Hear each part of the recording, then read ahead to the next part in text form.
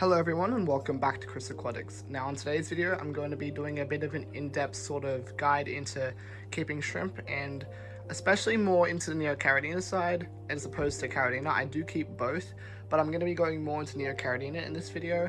I'm going to be trying to point out my personal preferences towards it, so obviously this is all based on my personal opinion. Everyone else has their own opinions. Feel free to leave a comment down below of your personal opinion. If you enjoy the video, feel free to leave a like, and if you learned something new, feel free to subscribe. Now I'll get into the video. Now, of course, anyone that's watched my previous videos knows what shrimp I do have, and of course, if you want to get into Caridina, I wouldn't bother putting them with fish. It's just not really my thing. You can, but having them on their specific parameters and having other things that can affect them, I wouldn't mess with Caridina. I just wanted to put that out there at the start of the video so that you guys understand. My Caridina tank has fry net at the moment. They're all Medaka fry, and I use this as a place where I can raise them up, but other than that, I wouldn't add fish to this kind of setup. Now, if you're looking to just breed tons of shrimp, then you want to have just shrimp tanks. So I have a single tank down here that's just for snowballs. You can see how many I have in here. There's a lot in this one. I have a tank here that's just for Bloody Mary. There's a ton in the back feeding. I was cleaning out the front earlier, so what I do is I feed the back and they kind of disperse away, so it's a lot easier not to suck up shrimp. This one's also got yellows and they're all through the gap also feeding.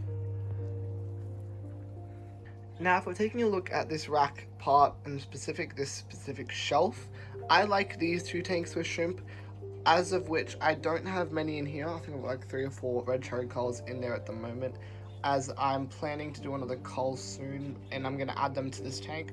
This is just my pygmy corridor setup, so I got a couple and I'm going to try to breed them in this tank, but it's only recent, so I don't really have much shrimp in here.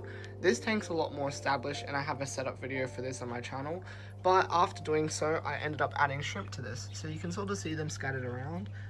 All of them are orange. They're all orange sunkist. They kind of look red, but they are orange sunkist. So I'm trying to breed them in this tank with lots of sort of like plants cover, so it should work out. So if you're kind of trying to go for like a community tank, I would try to go for smaller fish. Even a neon tetra can fit a baby shrimp in its mouth, so you're gonna lose some. But the more foliage and plant matter that you have to cover the tank, the better. Like this tank, for example, is full of lots of embolia, so that'd be perfect for them to breed in. Now, they're still a bit too young to breed in this tank, but that's just for an example of what I would do. The shrimp in this tank I have mainly to just keep everything clean. You can see that they're always at it, if this would focus. They're always at it all the time on the rocks and on the wood. This tank only has wood. But of course, there's a couple different fish that can go really well with them. If you're trying to breed something like bristlenose plecos or just plecos in general, shrimp alongside them is a great thing. Even if you just want a little bit extra cash, you can just breed some red cherries alongside them and sell them off for cheap. That can always be a good thing. Or if you just have a really deep planted tank and you don't want to have too much fish, you can go with that as well. So in this big tank here, there is no shrimp, and that is because you have a look and we've got angelfish and gouramis in here. We also have some large Siamese algae eaters. Now, of course, this is way too small of a tank for the fish in it. I'm planning on setting this as a 4-foot sort of thing, so all the fish in here and majority of the plants will be going into a 4-foot tank, so double the size of this, which is what I plan to do in future, but at the moment I just don't have much space, so I'm kind of just keeping them in here. And I haven't really had much issues. There's a lot of plants in this tank, so it's great for them. But keeping shrimp in here just isn't possible. You could maybe have a few survive, but I've seen these guys eat full-sized adults. And I've had sometimes, you just have shrimp deaths, and I put them straight in this tank and they get eaten straight away. So I wouldn't recommend putting shrimp with anything that's an angelfish, gourami, anything like that. Now, on the other side of the spectrum, over a big tank like that, you have these really small setups. And I have this small jar, I think it's about 5 liters, and I keep ghost shrimp in this setup. So you can see one here, kind of, there you go. So I have a couple in here, and I've had these in here ever since I set it up, and they've been going great because it's a small ecosystem that is kind of beneficial and going off its own. I have some small fish in here too, but they're irrelevant for this topic. But yeah, you kind of just like, especially like no filter setups, If you have lots of plants and you keep it as stable as possible, you can keep shrimp in almost anything. Now, of course, I wouldn't say going any less than 5 liters is recommended. I would not go any less than 5 liters for shrimp. It's just not right. But you can have some small tanks like this. So I think this is probably under 10 liters in this tank here. And I do have Blue Dreams breeding in here. You can see a couple. There is a female that's buried, so we'll see how that goes to find out how they can go in a small tank like this. Now, a perfect example of a tank I'd add shrimp to is this one, and this one specifically I would add something like a Bloody Mary or a red cherry, like a really nice red cherry. As you see with these guppies that I recently got, I haven't really showed this much in videos, but I got these recently from a mate. He was really nice and hooked me up with them, and in a red lighting they look really nice, so you think how they would look with shrimp. The thing with this tank though is it's a bit overstocked with lots of fish, as I'm waiting for summer to come around in Australia to put them outside. Mainly the white clouds, the guppies will stay in this tank. So once that's done, I'll be adding some shrimp to this tank. It's just when I add them right now, especially with how much food these guys will want, they're gonna try to pick off the shrimp, which is what I want to avoid. So that is one thing you can keep in mind, depending on how many fish you have. If you have a lot of fish in one tank, like you can see how many is in here at the moment. I raise these all up from fry, which is why I have so many. I didn't buy these all from a pet shop, I raised them up from fry. So you can kind of get the gist of how having too many fish in a tank can cause major issues. While if you go back to the rice fish setup that I have, there's probably about 15 adults in here and it's heavily planted, so the shrimp aren't bothered. Now personally, I'd say that keeping shrimp in big tanks is totally up to you. Depending on the tank, I would say. I mean, keeping a bunch of shrimp in a 4-foot, that's a personal sort of preference, because you wouldn't really have much fish that you could pick at that point. But a few different type of fish that you can go with that I have been using are rice fish at the moment. I also have pseudomogles and white clouds with the shrimp at the moment.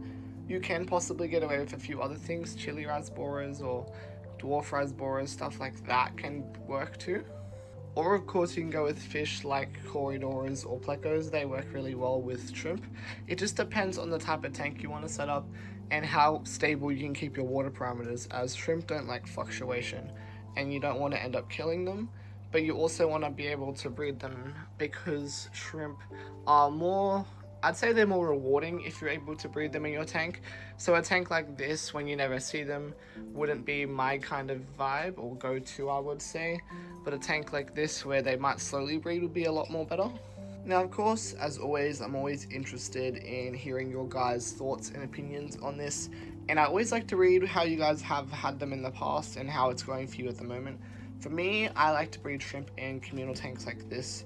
But I do also prefer to have just single shrimp colonies like this, where I just have species only tanks with just my shrimp. Of course, it's personal preference and it's totally up to you guys on how you want to do it. But some major recommendations that I would go with is try to find either like a thick type of moss like this, or even like thick plants like this, like something kind of this kind of vibe like Embulia, or you can get other type of things. Even jungle val can work too. Or you can even just go with like a sort of this vibe where I have willow moss and I have bulbitis, but I also have narrow-leaf java fern across the back. So you have a lot of different options. Crypts also work really well. Liliopsis at the front here, stuff like that. The shrimp do go well in CO2 also. It depends on how you want to do a CO2 tank with them.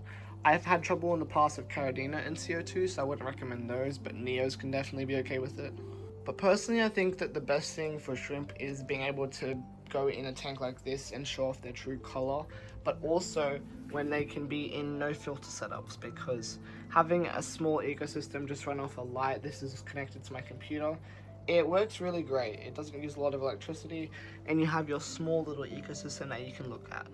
My best recommendation would be to do your guys' research and make sure to look into the type of shrimp that you're getting before you do it. If you're just getting into shrimp, red cherries are the best bet for you. Don't go into anything else. Unless you find a really good deal, then give it a go. But red cherries are always the cheapest, the most reliable, and they can sort of take like a bashing, if you know what I mean. Like, you're a new fish keeper or a new shrimp keeper, you don't know a lot, they're a lot more hardy than something else, so it would be a lot more beneficial for you to give them a go. Other than that, I hope you guys enjoyed my video. Feel free to like, comment, and subscribe.